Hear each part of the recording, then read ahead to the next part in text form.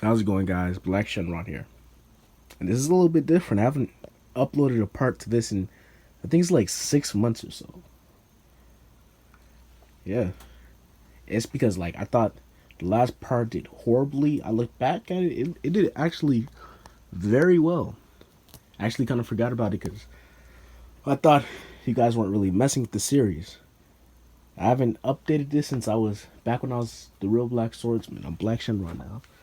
So, let's continue. We start this roof off right where we left off, actually, with the quote-unquote death of Zabuza.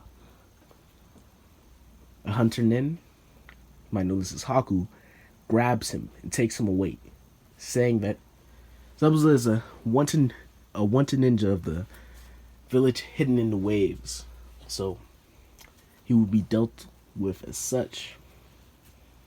Kakashi is suspicious, such as inside the original, where he says that Hunter Nin will basically jump in mid-battle to kill their opponent, and they'll do the work that they need to do right where the opponent is killed rather than taking them away.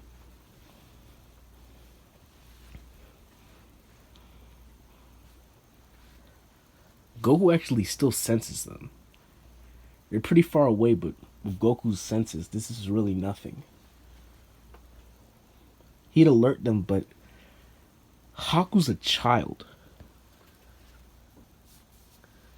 Goku can't agree with this. He knows Kakashi, and he knows what they must do, seeing as at the end of the day, Haku's still an enemy.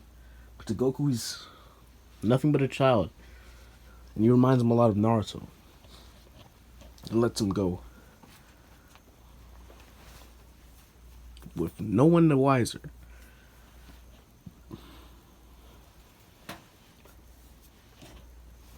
Kakashi says that it's about time that he starts training them.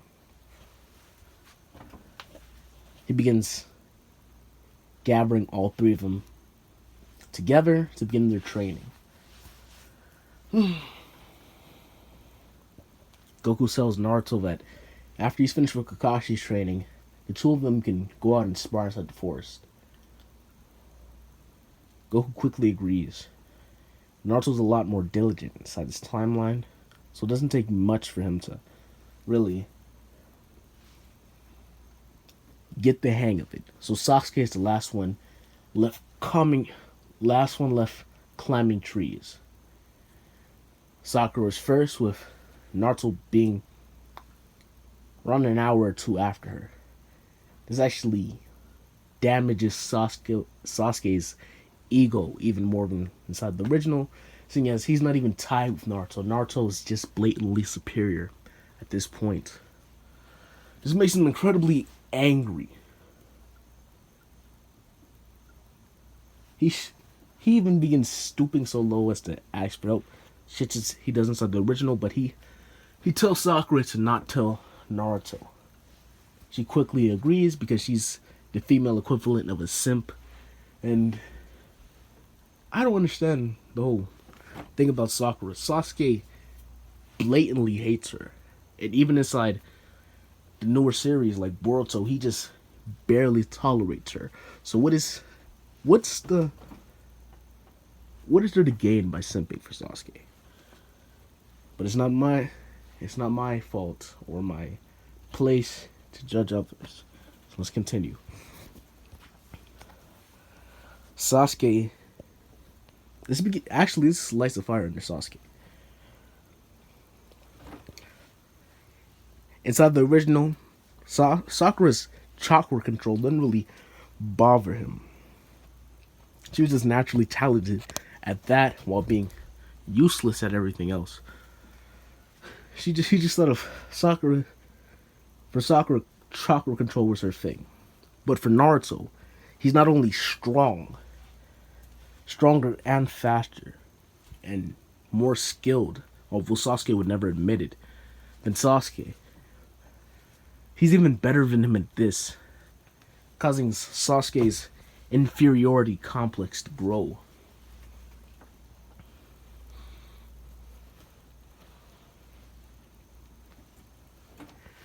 Naruto's inside the forest training with Goku.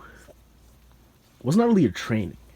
It's just Naruto showing Goku how he's doing so far, attacking Goku, which he's not really able to touch him. And Goku puts Naruto down with literally just a poke of his finger, incapacitating him. Not really knocking him out, but causing him to be winded and fall to the ground. Goku gets down on one knee, looking at him and tells him to make his way inside so they can eat once he's able to catch his breath and rest up a bit. Goku then makes his way out of the forest. The exhausted and battered Naruto, quote unquote, even though this is only one attack, is met by Haku, which he thinks of as a female. But we all know that Haku is not a female. Haku has a schlong, okay?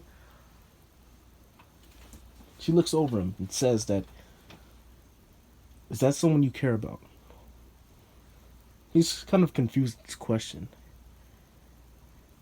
Haku elaborates, saying that the man he was just training with, is that someone that he cares about? He seemed incredibly happy.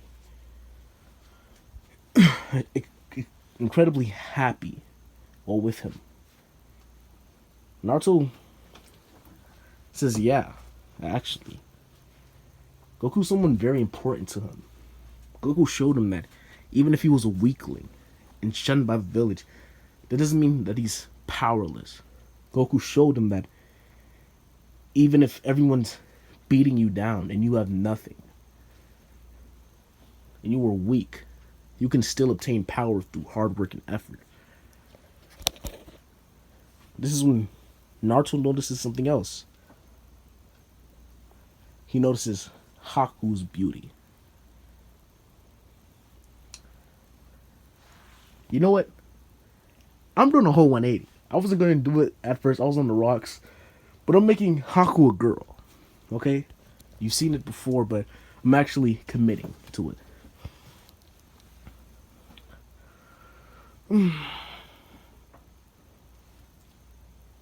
The two of them share a moment before Haku gets up and says that she needs to get back to what she was doing.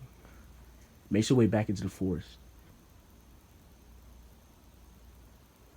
This is when something comes into perspective from Naruto.